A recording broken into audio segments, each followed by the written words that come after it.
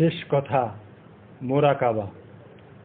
প্রতিটি বিষয়ের মাঝে একটি মাত্র উদ্দেশ্য লুকিয়ে আছে, আর তা হলো খান্নাসরূপী শয়তানটি মানুষ এবং জিনের পবিত্র নফসের ভিতর পরীক্ষা করার উদ্দেশ্যে ঢুকিয়ে দেয়া হয়েছে।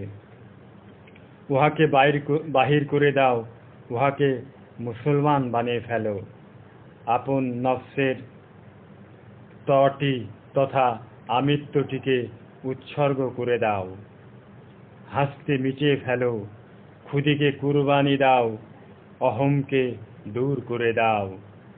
ইগো তথা ইগো সেন্ট্রিসিটির বলয় হতে বেরিয়ে আসতে চেষ্টা করো। মায়ার অদৃশ্য বন্ধন ছিঁড়ে ফেলো ইত্যাদি কত রকম ভাষায়, ভঙ্গিতে, শৈলীতে একই কথা বারবার বলা হয়েছে, অথচ বুঝে নেবার জ্ঞানের অভাবে বুঝেও বুঝতে পারি না। এটাই আল্লাহর হিকমত। এটাই বুঝিয়ে দেয় যে আল্লাহ হলেন সর্বশ্রেষ্ঠ কৌশলদাতা। নফস পবিত্র, শিশুর নফস পবিত্র। নফসের সঙ্গে খান্নাসকে যোগ করে দিলেই হয় অপবিত্র। যখন সাধক ধ্যান সাধনা তথা মোরাকাবার মধ্যে দিয়ে মুতমাইন্না করতে পারেন, তখনই জান্নাতে প্রবেশ করার সুসংবাদটি দেখতে পাই। হযরত ঈসা আলাইহিস সালাম তাই বলেছেন যে তোমরা শিশুর মতো না হতে পারলে স্বর্গে যেতে পারবে না। শিশুর নফস পবিত্র বলেই শিশুর উপমাটি তুলে ধরেছেন। নফস হলো উদুনি তথা একা, নফস যোগ খান্নাস হলো দুই, এবং দুই হলেই আল্লাহ ডাকের জবাব দেন না, কারণ উদুনি তথা একা আর রইল না, উদুনা তথা দুইজন হয়ে গেল। তাই কোরআনের সূরা মুমিনের 60 নম্বর আয়াতে আল্লাহ বলছেন যে তোমরা আমাকে একা ডাকো, ডাকের জবাবটি সঙ্গে সঙ্গে পাবে। আর যদি তোমরা একা না ডেকে দুইজনে ডাকো, তো ডাকের জবাবটি জীবনেও পাবে না, এবং ডাকের জবাব দেওয়ার বিধানটি রাখা হলো না। তারপর কেউ যদি মন গড়া কথা বলতে চান, অথবা দুইজন ডাকলেও ডাকের জবাব পাওয়া যায় বলেন, তো অধমের বলার কিছু রইল না। কোরআনের এই আয়াতে বাকিতে পাওয়া যাবে বলা হয় নাই। বাকির নামটি যে ফাঁকি, এই কথাটি কোরআন আমাদের বলে দিচ্ছে। দুনিয়াতে যে অন্ধ থাকবে, আখিরাতেও সে অন্ধই থাকবে। সুতরাং সর্বযুগে, সর্বকালে, সর্বধর্মে সুফিরাই বারবার বলে দিচ্ছেন যে বাকির নাম ফাঁকি। সুফিরা বারবার আহ্বান করছেন যে আসো, ধ্যান সাধনা করো যার যার গুরুর দেওয়া প্রয়োগ পদ্ধতিতে, এবং এতে যদি কিছু না পাও তো গুরুটি বদলে ফেলো। যে গুরু তোমাকে বাকিতে পাবার উজিফা পাঠ করাতে শিখিয়েছে, সে গুরুই নয়, বরং গুরু নামের কলঙ্ক। ধ্যান সাধনাটি তোমাকেই করতে হবে, তবে গুরুর দেওয়া প্রয়োগ পদ্ধতিতে। সাধনা করে কিছুই পেলে না তো গুরু বদলিয়ে ফেলো, অন্য গুরুর মুরিদ হও। কারণ গুরু এখানে মুখ্য বিষয় নয়, বরং রহস্য লোকের দর্শন লাভ করাটাই মূল বিষয়। গুরু ধরে মুরিদ হয়ে গুরুর প্রশংসার গীত সারা জীবন তোমাকে গাইতে বলেনি, বরং গুরু ধরে মুরিদ হয়ে ধ্যান সাধনা করে রহস্য লোকের দর্শন লাভ করে গুরুর প্রশংসার গীত গাইতে বলা হয়েছে। দর্শনের ইমান পাবার উজিফা শেখায় সুফিরা। অনুমানের ইমান অন্ধ, তাই নুন হতে চুন খসে গেলেই ইমানের দুর্বলতা দেখা দিতে পারে। ফাঁকিবাজ বলে এক শ্রেণীর মানুষ আছে, যারা ধ্যান সাধনা ছাড়াই রহস্য লোকের দর্শন করতে চায়। এই ফাঁকিবাজরাই চেতন গুরু খুঁজে বেড়ায়, যাতে বিনা কষ্টে, বিনা পরিশ্রমে ইগলু আর কোয়ালিটি আইসক্রিমটি হাতে তুলে দেবার মতো দিব্য জ্ঞান লাভ করতে পারে। এই ফাঁকিবাজ নামক শ্রেণীটি আছে বলেই তো এত বৈচিত্র্য, এত কথা, এত সমালোচনা আর এত বাহারি রঙের নাচন কুদন দেখতে পায়। সুফিরা যে মোরাকাবা তথা ধ্যান সাধনাটি শিখিয়ে দেন, সেই ধ্যান সাধনাটি করতে হয় 24 ঘন্টা তথা সব সময়। তবে একটি নির্দিষ্ট সময় বেঁধে দেওয়া হয়। সব সময়ের ধ্যান সাধনাটির আর এক নাম হলো দায়েমি সালাত। এই দায়েমি সালাতে যারা নিমগ্ন থাকেন তাদেরকে কোরআনের সূরা মারিজের 23 নম্বর আয়াতে মুসল্লি বলা হয়েছে। অবশ্য আমরা সকল নামাজীকেই মুসল্লি বলবো। নামাজ মানুষকে সর্বপ্রকার দোষ ত্রুটি হতে মুক্ত করে দেয়, এবং যারা নামাজ পড়েও দোষ ত্রুটি হতে মুক্ত হতে পারল না তাদেরকেও মুসল্লি বলবো। যদিও আমার এই কথায় বেশিরভাগ মানুষ একমত হতে পারবে না, বরং গালি দিতে চাইবে। জানি আমার কথার বিরুদ্ধে অনেক দলিল ধরতে চাইবে এবং দলিল তুলে ধরতে পারবে, কিন্তু আর একটু উপরে উঠতে পারলেই দেখতে পাবে আল্লাহর বিকাশ ধারার শৈলীতে কোনো ত্রুটি নাই। কোরআনের একটি আয়াত তুলে ধরতে চাই। আল ইমরান সূরার 145 নম্বর আয়াতে বলা হয়েছে, ওয়ামা কানালে নাফসিন আনতামুতা ইল্লা বেইজনিল্লাহে কিতাবান মুআজ্জালান, অর্থাৎ এবং আল্লাহর হুকুম ব্যতীত কোনো নফসের মৃত্যু হতে পারে না, কেননা উহা কিতাবে নির্দিষ্ট করে রাখা হইয়াছে। জগতে যত প্রকার সঙ্গীত আছে সব সঙ্গীত মাত্র একটি নির্দিষ্ট ছকে বাঁধা। এই ছকের বাহিরে যাবার কারো কোনো ক্ষমতাই নাই। সেই নির্দিষ্ট ছকটির নাম হলো সা রে গা মা পা ধা নি সা। জগতের যত প্রকার জ্ঞান বিজ্ঞান আছে, যত প্রকার ব্যাখ্যা বিশ্লেষণ আছে, যত প্রকার নতুন নতুন আবিষ্কার হয়েছে, হচ্ছে এবং হবে, যত প্রকার আদেশ নিষেধ আছে, যত প্রকার ভালো মন্দ আছে, সবই মাত্র একটি ছকে বাঁধা। সেই ছকটির নাম নফস তথা আমিযোগ খান্নাস রূপী শয়তান এবং রূহ তথা পরমাত্মা। আমরা দেখতে পাচ্ছি বিষয়টি ভালো, কিন্তু গবেষণায় পাওয়া গেল পার্শ্ব প্রতিক্রিয়া। পজিটিভের পাশেই নেগেটিভ, ভালোর পাশেই মন্দ। এই সংঘাতময় গতির মাঝেই মানব সভ্যতা এগিয়ে চলছে। একটা অদৃশ্য আশার নেশা তাড়িয়ে বেড়াচ্ছে সবাইকে। অথর্বও আশার নেশায় বেঁচে আছে। মনে করে অনেক কিছু করবে, অনেক কিছু আমার হবে, কিন্তু কিছুই তার হবে না। সব মায়া, সব ফাঁকা সঙ্গীতের কাছে টানতে চায়, কিন্তু আশার নেশাটা কেটে গেলেই সব কিছু পরিষ্কার বুঝতে পারে। মৃত্যু নামক ঘটনাটি যখন নফসের উপর ঘটে তখন বুঝতে পারে। তাই সুফিরা জীবিত থাকতেই মৃত্যু ঘটনার মজাটি বুঝতে পারে, যাকে বলা হয় মরার আগে মরে যাও, মুতু কাবলা আন্তা মুতু। নফসের সঙ্গে শয়তান থাকবেই, এটাই বিধির বিধান। সুফিরা ধ্যান সাধনার মাধ্যমে যখন অবাধ্য শয়তানটিকে মুসলমান বানিয়ে ফেলতে পারেন, তখনই রহস্য লোকে প্রবেশের অনুমতি লাভ করে। এর আগে ভোগের ঘূর্ণায়মান চক্রে বারবার ঘুরতে হবে। সুফিরা জানেন যে আমি, নফস, শয়তান, খান্নাস এবং রূহ আল্লাহ, এই তিনের নির্দিষ্ট ছকের সব রকম খেলা চলছে। এই তিন ছক ছাড়া খেলাটি অচল।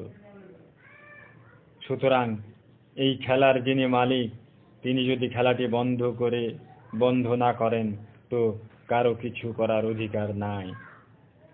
ইমামুল আউলিয়া বাজিদ বোস্তামি বলেছিলেন যে ধ্যান সাধনার একটি উঁচু স্তরে উঠে খুশি হয়ে বললেন, রব, আমি তোমার উপর সন্তুষ্ট।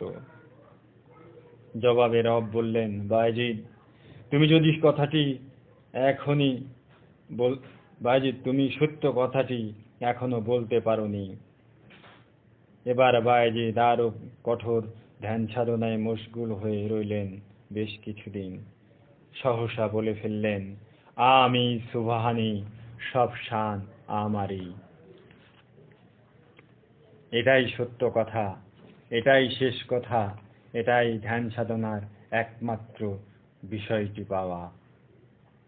বায়েজিদের ধ্যান সাধনার উঁচু স্তরেও শয়তানের কিছুটা গন্ধ অবশিষ্ট ছিল বলেই তুমি সত্য কথাটি এখনো বলতে পারোনি বলে দেয়া হলো। কিন্তু যখন শয়তান সম্পূর্ণরূপে নফস হতে বিদায় গ্রহণ করলো, তখনই বলা হলো, আমি সুবহানী, সব শান আমারই। এই কথাগুলো বুঝবার এবং গ্রহণ করার পেছনে অনেক জনমের অর্জিত তকদির বেহায়ার মতো দাঁড়িয়ে থাকে। হ্যাঁ, এই বেহায়া তকদিরটিও বদলে যায় যদি কোনো অলির বিশেষ দয়া ও রহমত বর্ষিত হয়, অন্যথায় অহংকারের চক্রে বারবার ঘুরতে হবেই। শয়তান শিখিয়ে দেয় খোদা বাহিরে থাকে, খোদাকে বাহিরে খোঁজো। বাহিরে খোদার গুণাবলী আছে, যার ত্রুটি নাই। যার ত্রুটি থাকে মানুষের অন্তরে, তাই মানুষ ছাড়া খোদার পরিচয় জানবার বিধান নাই। মানুষকে ফেলে দিয়ে বাহিরে খোদা খোঁজাটাই শয়তানের কুমন্ত্রণা। এই কুমন্ত্রণার ফাঁদে মনের অজান্তে পড়ে যেতে হয়। কত রূপক ভাষায় বলা হয়েছে যে খোদা বান্দার কাছে এসেছিল বিশেষ বিশেষ প্রয়োজনে, কিন্তু বান্দা খোদাকে ফিরিয়ে দিয়েছে। আমি এসেছিলাম তোমার দুয়ারে কিছু চাইতে। অবাক হয়ে বান্দা বলবে, তুমি আবার কখন চাইতে এসেছিলে? অভাবের তাড়নায় হাত পেতেছিলাম, কিন্তু না দিয়ে ফিরিয়ে দিয়েছিলে। ওই অভাবী মানুষটার রূপ ধরে কেমন করে এলে? মানুষের রূপ ধরে বারবার আসি, কিন্তু শয়তানের কুমন্ত্রণায় বুঝতে পারো না। মানুষ বিহনে খোদাকে পাওয়া যায় না, কারণ মানুষের মাঝেই খোদা জাত রূপে বিরাজমান। মানুষ বিহনে শয়তানকে পাওয়া যায় না, কারণ মানুষের মাঝে শয়তান বিরাজমান। মানুষ ছাড়া শয়তান আর কোথাও থাকে না। সমগ্র সৃষ্টি জগতে সমগ্র সৃষ্টি তৌহিদে বাস করে। তৌহিদের ভেতর শয়তান থাকার বিধান নাই। বাদ্যযন্ত্র তৌহিদে বাস করে, সুতরাং বাদ্যযন্ত্র শয়তানের বাহন নয়, বরং যিনি বা যারা বাদ্যযন্ত্র বাজায় তারা শয়তানের বাহন হতে পারে, কারণ মানুষ ছাড়া শয়তানের থাকার আর একটি স্থানও নাই। সুতরাং সৃষ্টি রাজ্যের কোনো জিনিস শয়তানের বাহন হতে পারে না যতক্ষণ না মানুষের হাতে থাকে, কারণ মানুষ ছাড়া শয়তান নাই, মানুষ ছাড়া খোদার জাতরূপী পরিচয় নাই। সিফাতরূপী পরিচয়ে মানুষ ছাড়াও থাকতে পারে। এখানেই দার্শনিক হেগেল আর কমিউনিজমের আবিষ্কারক মার্কসের মাঝে বিস্তর ব্যবধান। সিফাতকেই জাত মনে করে মার্কস আত্মাটিকে অস্বীকার করেছেন। আবার সৈনিক ধর্মটি খোদাকে চিনবার পথে আপেক্ষিকতার ভূমিকা পালন করে। সৈনিক ধর্ম পালনের পথে উভয়ই থাকে, খোদার পথ এবং শয়তানের পথ দুটোই খোলা থাকে। পূর্বজন্মের কর্মফল দুটো পথের একটিতে নিয়ে যাবে, এটাকেই তকদির বলা হয়। সুতরাং জন্মান্তরবাদ যিনি বুঝতে পারেননি, তিনি ধর্মের কিছুই বুঝতে পারেননি। ধর্মের অনুষ্ঠানে অনুপরিমাণ সত্য আছে বলেই অনুষ্ঠানটি রাখা হয়। পূর্বজন্মের কর্মফল ধর্মে অনুষ্ঠানটি বোঝা এবং না বোঝার উপর নির্ভরশীল। মানুষের দেহটি খোদার সিফাত, মানুষের জীবাত্মাটিও সিফাত। দেহটি হলো স্থূল সিফাত, জীবাত্মা তথা নফসটি হলো সূক্ষ্ম সিফাত। খান্নাসরূপী শয়তানটি হলো জীবাত্মা তথা নফসটিকে পরীক্ষা করার উদ্দেশ্যে একটি অনস্তিত্ব নন এক্সিস্টেন্স। হোমিও ঔষধে নবম শক্তিতে ঔষধের অস্তিত্ব থাকে না, থাকে কেবলমাত্র অ্যালকোহল। তাহলে 200 এবং 1000 শক্তিতে কিছুই নাই, কিন্তু শক্তির তাণ্ডব বাড়তে থাকে। 10,000 এবং লক্ষ শক্তিতে কেবল প্রচণ্ড শক্তিটাই থাকে, কিন্তু ঔষধের অস্তিত্ব থাকার প্রশ্নই ওঠে না। খান্নাসরূপী শয়তানের অস্তিত্ব নাই, কিন্তু শক্তির ভয়ঙ্কর তাণ্ডব আছে বলেই ভয়ঙ্কর যুদ্ধ হয়। মায়ার নেশায় মত্ত হয়ে মানবতার অপমান করা হয়, মায়ার নেশায় ভণ্ডামি করা হয়, আবার মায়ার নেশায় অপরকে ঘাড়ে ভণ্ডামির অপবাদটি চাপিয়ে দেয়। রাজনীতি যারা করে তারা তো 100% ওপর ভণ্ডামি করে জনতার কাছে সাধু সাজে। স্বপ্নেও এরা মিথ্যা কথার ভণ্ডামি করে, অথচ দরদি সাজে, দেশপ্রেমিক সাজে।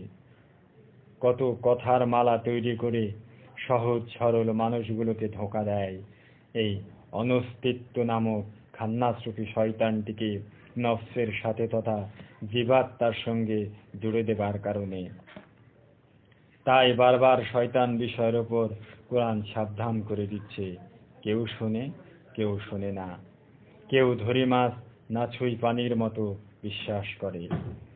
এই মৃত্যু ঘটনাটি ঘটার পূর্ব মুহূর্ত পর্যন্ত কর্মফল লিখে রাখা হয়, তারপর সেই কর্মফল অনুযায়ী আর একটি দেহ ধারণ করতে হয়। অনেক সময় মানবকুলে জন্ম নেবার কর্মফলটি হারিয়ে ফেলে, জীবকুলের দেহটি ধারণ করতে হয়। তাই লোভ মোহ জয় করাটা চাট্টিখানি কথা নয়। সুতরাং শয়তান, ইবলিস, মরদুদ আর খান্নাস কখনোই খোদার সিফাত নয়, বরং অভিশাপ আর ধ্বংস। দেহটি স্থূল সিফাত, নফসটি তথা জীবাত্মাটি সূক্ষ্ম সিফাত। স্থূল সিফাত দেহটি হলো স্থূল বাস্তব, তাই চোখে দেখা যায়, তাহাই স্থূল তথা মোটা। স্থূল দেহটি মাটির তৈরি, দুনিয়ার অবস্থানটি মাটি। মাটির দুনিয়া মাটির দেহটি আকর্ষণ করে, মাটিকে আকর্ষণ করাটা স্বাভাবিক। এক সময় জীবাত্মা তথা নফস যখন মাটির দেহ হতে বিদায় গ্রহণ করে, তখন স্থূল মাটির দেহটি পড়ে থাকে। দেহটি তখন আর এক নাম ধারণ করে, লাশ বলে ডাকা হয়। সূক্ষ্ম নফস তথা জীবাত্মা সূক্ষ্ম রাজ্যে অবস্থান গ্রহণ করে। সূক্ষ্ম রাজ্যটিকে অনেকে রহস্য লোকে অবস্থান করার কথাটি বলে, অনেকে চার্বাক আর নিটসের মতো সূক্ষ্ম নফস আর সূক্ষ্ম রাজ্যে অবস্থান করার কথাটি অস্বীকার করে, অবশ্য না বুঝেই এরকম কথাটি বলে। তাই তো যুগে যুগে মুনি ঋষি অলি আল্লাহরা ধ্যান সাধনা করে পরমের পরিচয় জানবার আহ্বান করে যাচ্ছেন। এই আহ্বানের নামই সুফিবাদ। সুতরাং সুফিবাদে সংকীর্ণতার স্থান নাই, গোঁড়ামি আর সৈনিক ধর্মের কোনো স্থান সুফিবাদে নাই। তাই তো 42 কলন্দর, বর্ষে হাফি আর বাংলার সুফি সম্রাট বাবা লালন শাহ সুফিবাদের দুয়ারে সৈনিক ধর্মটিকে আসতে দেননি। অনেকে আবার সুফিবাদ আর সৈনিক ধর্মটিকে পাশাপাশি রেখেছেন। সুফিবাদের দুয়ারে সৈনিক ধর্মটিকে তাকিয়া রূপে রাখলে দোষ নাই, কিন্তু হাক্কা রূপে রাখলে যে সুফি হতে পারে না, কিন্তু হাক্কা রূপে রাখলে সে সুফি হতেই পারে না, বরং সুফিবাদের মাঝে গণ্ডগোল বাঁধিয়ে দেবার প্রথাটি চালু করা হয়। অবশ্য সবকিছুই নিয়তের ওপর নির্ভর করে, কেউ বুঝতে পারে আবার কেউ পারে না। পূর্বজন্মের কর্মফল বুঝিয়ে দেবে, আবার বুঝতে দেবে না। সুফিবাদের প্রকৃত অনুসারীদেরকে বাকিতে পাবার কথাটি ভুলেও বলবে না এবং বলতে পারে না। মুরিদ বা অনুসারীদেরকে শিখিয়ে দেবে যে কেমন করে রহস্য লোকের বিষয়গুলো জানতে পারবে, বুঝতে পারবে। অথচ যারা সৈনিক ধর্মের অনুসারী তারা তাদের অনুসারীদের কাছে সব বিষয়গুলো বাকিতে বিক্রি করে। তবে মরে যাবার পর সুখ, আনন্দ ইত্যাদি বিষয়গুলো পাবার নিশ্চয়তা দান করে। সৈনিক ধর্ম বিষয়ে যারা অভিজ্ঞ, তাদের কথাগুলো শুনলে মনে হবে এরা সব কিছুই জেনে ফেলেছে, যে কোনো প্রশ্নের উত্তর গড় গড় করে দিতে পারে। আগেও তাই ছিল এবং এখনো আরো ভয়ঙ্কর। আগে বলতো পৃথিবী স্থির আর সৌরজগৎ পৃথিবীকে কেন্দ্র করে ঘুরছে, এবং এই কথাটি প্রমাণ করার জন্য হাদিস নাম দিয়ে অখাদ্য কথা লিখত, বলতো আর প্রচার করত। এখন এরা এইসব কথা ভুলেও বলে না। কিছুদিন আগে চাঁদে মানুষের স্পর্শ কথাটি হেসে উড়িয়ে দিত এবং কত দলিল পেশ করত। মনে হয় এখনো কিছু লোক আছে যারা চাঁদে মানুষের গমন কথাটি বিশ্বাস করে না। এরা মোবাইল ফোনটা বড় দুঃখ কষ্ট নিয়ে হাতে নেয়, কারণ বিজ্ঞান এদেরকে হাতে নিতে বাধ্য করে। এরা হালাল সাবান গায়ে মেখে জান্নাতে যাবার বিজ্ঞাপন দেয়। এরা যা কিছু বলবে সব কথার সারমর্মটি হলো বাকি। 15টি বছর নির্জনে একা ধ্যান সাধনা করার পরই যে নবুয়ত পেলেন, কোরআন পেলেন এবং জিবরিল আমিনের দর্শন পেলেন, এবং এগুলো যে নগদ পাওয়া গেল, সেই কথাটি ভুলেও বলবে না। এরা বান্দার হক, এতিমের হক, এরা বন্যা, ঝড় খাওয়া মানুষের সাহায্য মেরে দিয়ে হজ করে হাজরে আসওয়াদে চুমু খেয়ে সব রকম পাপ মুক্তির আশা করে।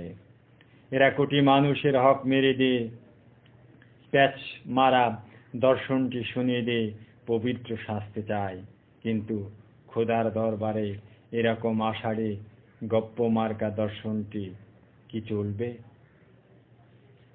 পাবে কি কোনো পরিত্রাণ?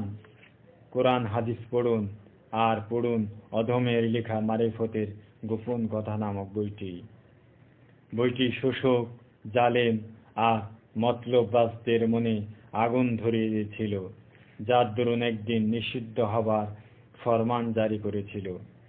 বিচারকের কাঠগড়ায় দাঁড়াতে হয়েছিল অনেক অপবাদ আর অভিযোগ নিয়ে, কিন্তু মাননীয় বিচারক বেকসুর খালাস দিয়েছিলেন। বিচারকের নামটি হয়তো জীবনেও ভুলতে পারবো না। আজ উনি শুনেছি যে সুপ্রিম কোর্টের বিচারপতি মাননীয় ফজলে কবির। কোরআনে আছে যারা নামাজ পড়ে তাদের কপালে নামাজের একটি চিহ্ন ফুটে ওঠে। কপালের ঘষা খাওয়া কালো দাগটি যদি নামাজের চিহ্ন বলে ধরে নিই, তো আগের নবীদের উম্মতরা নামাজ তথা সালাত কায়েম করেছে, কিন্তু কপালে কালো দাগটি ছিল না। তাহলে কি মহানবীর উম্মতের বেলায় শুধু বুঝতে হবে? কিন্তু কোরআনে তো সব সালাতি তথা নামাজের কপালে চিহ্নটি ফুটে ওঠার কথাটি বলা হয়েছে। তবু আমরা কপালের ঘষা খাওয়া কালো দাগটিকে নামাজের চিহ্ন বলে ধরে নেব। কিন্তু দায়মি সালাতে যিনি যারা আছেন তাদের বেলায় কি বলা হবে? ওয়াক্তিয়া নামাজে কপালে কালো দাগ পড়তে পারে, কিন্তু দায়মি সালাত তথা 24 ঘন্টার সালাতে যারা থাকেন তাদের কপালে কেন কালো দাগটি নাই? কোরআনের সূরা মারেজের 23 নম্বর আয়াতে বলা হয়েছে, তিনিই মুসল্লি যিনি দায়মি সালাত পালন করেন। দায়মি সালাতের রুকু সেজদা থাকে না, এটা কম বেশি সবাই বুঝতে পারে। তাছাড়া ওয়াক্তিয়া সালাতেও যাদের দাঁড়াবার শক্তি নাই তাদেরকে বসে নামাজ আদায় করতে বলা হয়েছে। এমনকি বসে নামাজ আদায় করার শক্তি যাদের নাই তাদের শুয়ে শুয়ে নামাজ আদায় করার কথাটি বলা হয়েছে। এই বিষয়গুলো ভালো করে জানা না থাকলেই ভুল বোঝাবুঝি হতে পারে। যারা দায়মি সালাতে মাস্ত হয়ে মাজুব হয়ে আছেন তাদেরকে ওয়াক্তিয়া সালাত পালন করছে না বলে নানা প্রকার অপবাদ দেওয়া কি ঠিক মনে করেন? জোর করে চাপিয়ে দেওয়ার কথাটি কি কোরআনের একটি আয়াতে আছে অথবা দেখাতে পারবেন? বরং ধর্ম বিষয়ে কোনো প্রকার জোর জবরদস্তি নাই বলে কি কোরআনের সূরা বাকারাতে নাই? তাহলে বল প্রয়োগ করার কথাটি কোথায় পেলেন?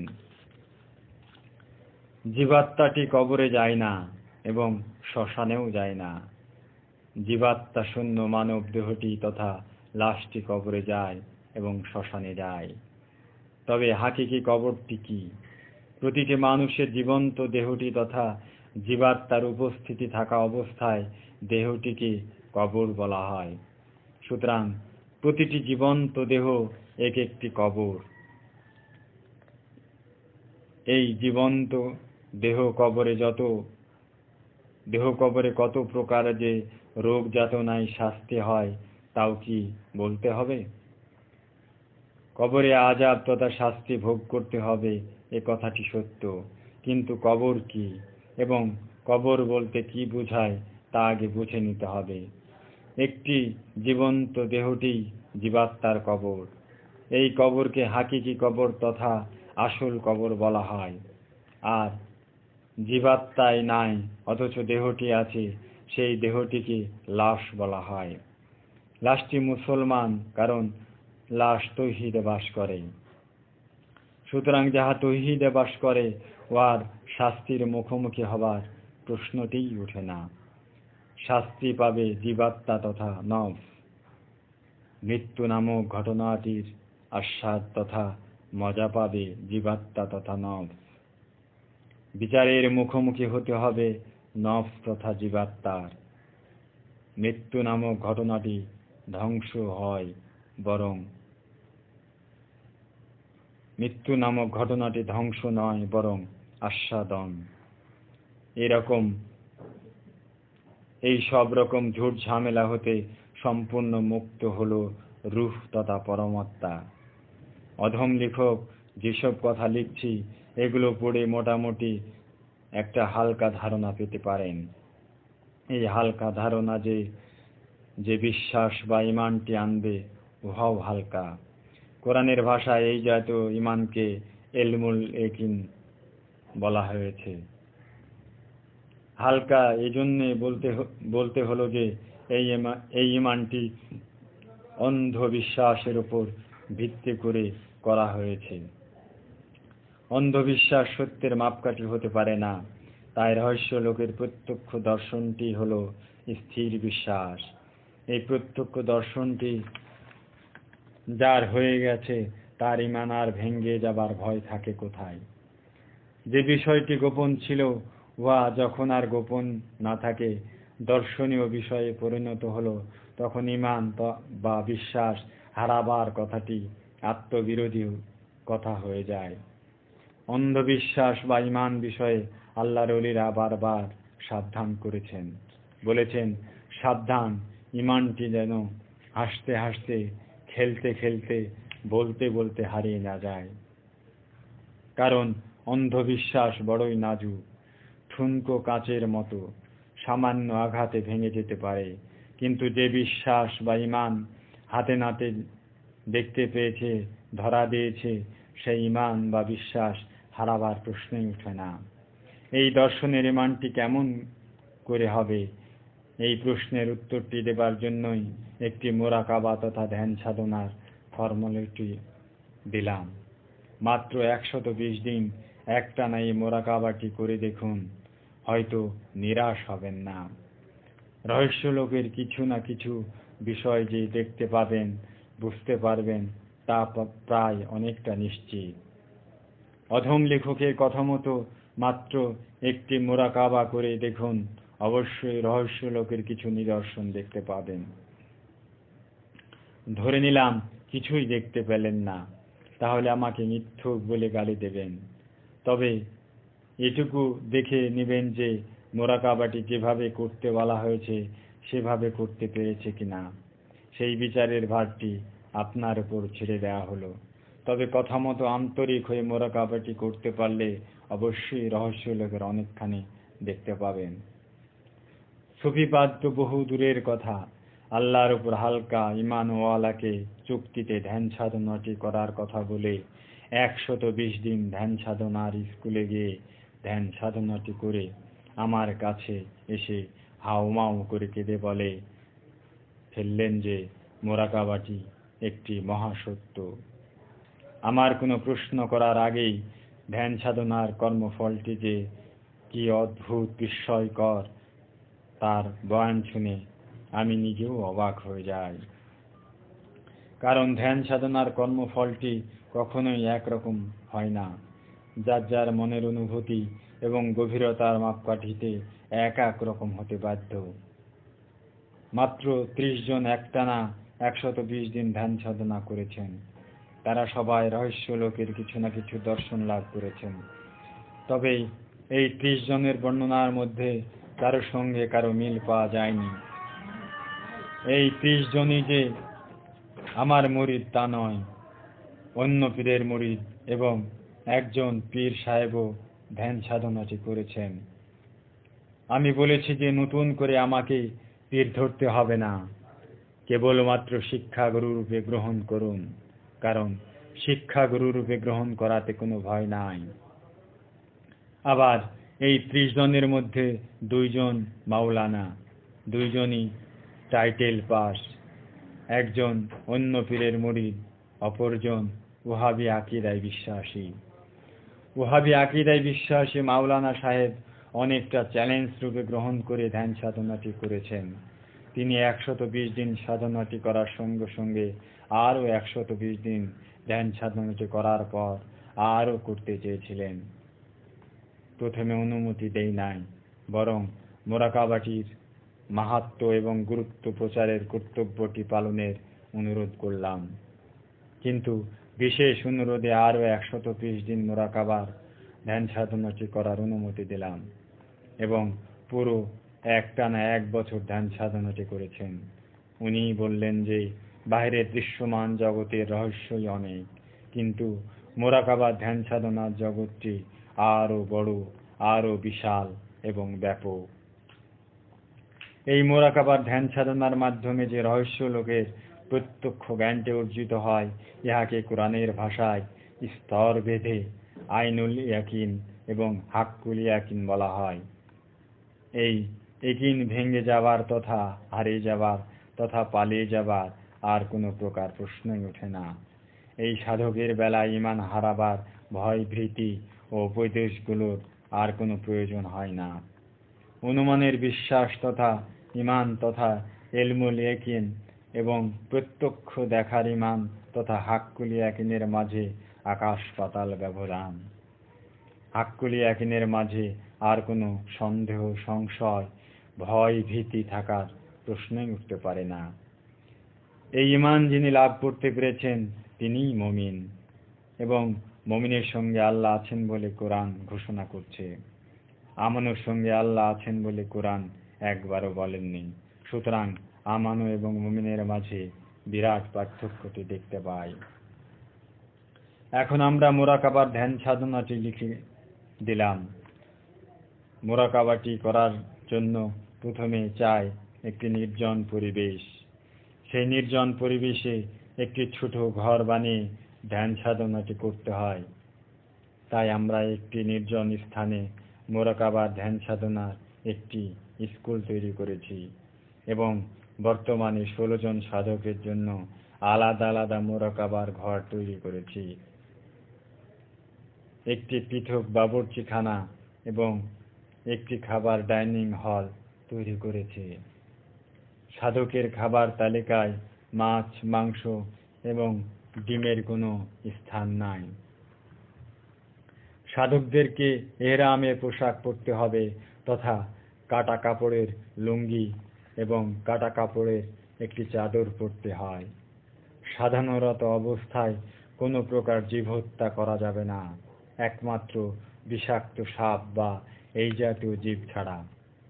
যতদিন ধ্যান সাধনাই করুক না কেন, তা যদি 1 বছরও হয়, তবু চুল, নখ, দাড়ি ফেলা যাবে না। তবে একান্ত বিশেষ কারণে এই নিয়মের কিছুটা এদিক সেদিক করা যায়। সাধনারত অবস্থায় কোনো প্রকার কথা বলা একদম নিষেধ। কাগজ কলমের মাধ্যমে লিখে জানাতে হবে। তবে লেখাপড়া জানা না থাকলে অতীব প্রয়োজনীয় বিষয়ে কথা বলা যাবে।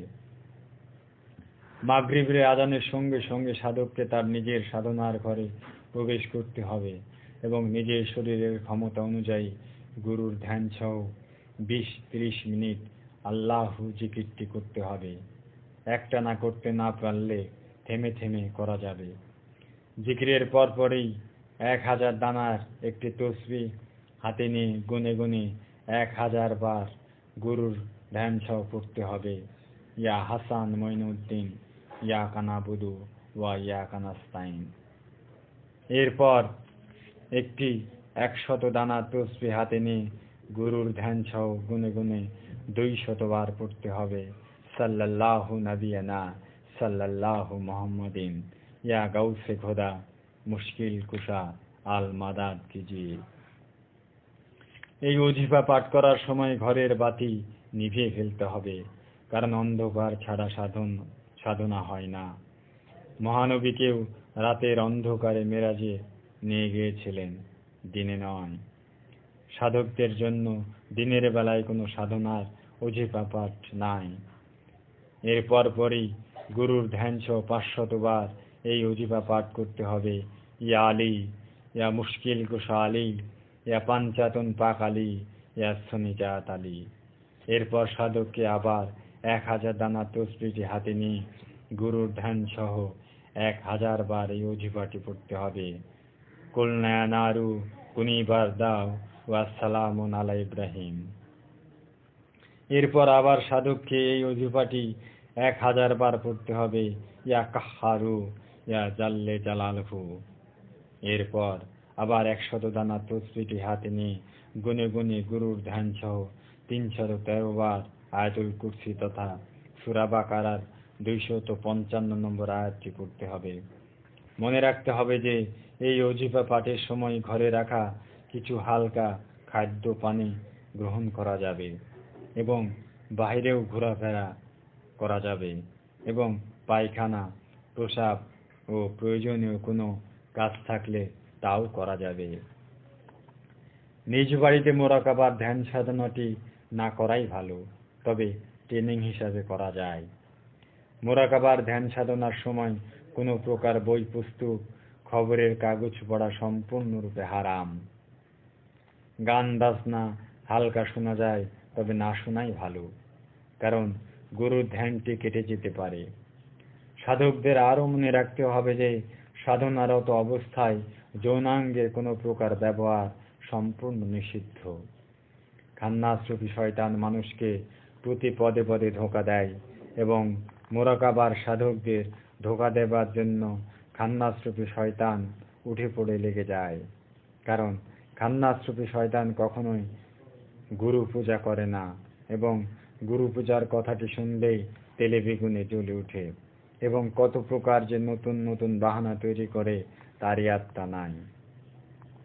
ধর্মের নামে এরা ধর্মের মাথায় বারবার আঘাত করে। এরাই মূর্তিমান ওয়াহাবিরা নফসের বিরুদ্ধে জিহাদ করাটিকে সম্পূর্ণ অস্বীকার করে অথবা বাহানার তেলেসমাতি যুক্তিতর্ক দাঁড় করায়। এরা ইসলামের নামে, ধর্মের নামে, কোরআন হাদিসের অপব্যাখ্যার দোহাই দিয়ে জিহাদের নামে জঙ্গিবাদ তৈরি করে। যষ্টি মধু যেরকম মধু নয়, এদের মন গড়া কোরআন হাদিসের ব্যাখ্যাও প্রকৃত ব্যাখ্যা নয়। এরা জগতের সমস্ত আউলিয়াদেরকে অস্বীকার করে। এদের প্রতারণার ফাঁদে পা রাখা হতে সবাইকে তথা সুফিবাদী বিশ্বাসীদেরকে সাবধান থাকতে হবে এবং এদের বিরুদ্ধে ব্যাপক প্রচার করাটিকে প্রয়োজন মনে করি। সুফিবাদে বিশ্বাসীদের খুব কম করে হলেও কিছুটা সাহায্য সহযোগিতা করা কর্তব্য মনে করি। আমাদের নিজ হাতে গড়া এই মোরাকাবার ধ্যান সাধনার স্কুলটির উন্নয়নের প্রয়োজনে সুফিবাদী বিশ্বাসীদের একান্ত অনুরোধ করছি যে আসুন নিজ চোখে মোরাকাবার স্কুলটি দেখে যান এবং সাহায্যের প্রয়োজন আছে কিনা আপনিই বিবেচনা করুন। মোরাকাবার ধ্যান সাধনাটির প্রথম পর্বটি বইতে লিখে জানিয়ে দিলাম, কিন্তু দ্বিতীয় পর্বের বিষয়গুলো গোপনীয় বলেই তা না লিখে যারা শাহ সুফি খেতাবপ্রাপ্ত এবং কমপক্ষে 3টি মোরাকাবা করেছেন তাদের নাম ঠিকানা লিখে দেওয়া হয়েছে। এই সাধক খলিফাদের কাছ থেকে দ্বিতীয় পর্বের বিষয়গুলো জেনে নিতে পারেন যদি ধ্যান সাধনা করার আগ্রহটি থাকে। সাধারণত খেলাফতকে 5 প্রকারে ভাগ করা যায়। ধ্যান সাধনা ছাড়া যাদেরকে খেলাফত দেওয়া হয়েছে তারা আম খলিফা তথা অতি সাধারণ খলিফা। এই সাধারণ খলিফাদের কাছে ধ্যান সাধনার বিষয়টি জানবার আগ্রহ প্রকাশ করা বৃথা। এরা সাধারণ খলিফা। যারা 1, 2 বা 3 বার মোরাকাবার ধ্যান সাধনাটি করেছেন তারাই খাস খলিফা। আর যারা একটানা 4 মাস, 6 মাস, 9 মাস বা 1 বছর ধ্যান সাধনা করেছেন তারাই খাস খলিফা। এদের কাছে প্রতারিত হবার প্রশ্নই ওঠে না। যে মোরাকাবার ধ্যান সাধনাটি কিছুদিন আগের অলিরাও করে গেছেন, আজ সেই মোরাকাবার ধ্যান সাধনাটি কিতাবেই দেখতে পাই। বাস্তবে সমগ্র বাংলাদেশে কোনো পীর ফকির একটি মোরাকাবার ধ্যান সাধনার স্কুল খোলেননি। বাবা জান শরীফ শাহ সুরেশ্বরী শতবর্ষ আগে এই মোরাকাবার ধ্যান সাধনাটির গুরুত্ব এতখানি দিয়ে গেছেন যে ভাবতে গেলে অবাক হতে হয়। তার রচিত বই নূরে হক গঞ্জে নূর, সিররে হক জামে নূর, মাতলায়ুম উলুম, আইনাইন, সফিনায়ে সফর ইত্যাদি বাংলা ভাষায় এবং উর্দু ও ফার্সি ভাষায় রচিত বইগুলো পড়লে জয় বাবা জান শরীফ শাহ সুরেশ্বরী, জিন্দাবাদ বাবা জান শরীফ শাহ সুরেশ্বরী, পাইনতাবাদ বাবা জান শরীফ শাহ সুরেশ্বরী এবং সুরেশ্বরী কেবলা কাবার প্রাণপ্রিয় বন্ধু বাংলার আব্দুহু বেলতলির বাবা সুলেমান শাহ ওরফে ল্যাংটা বাবা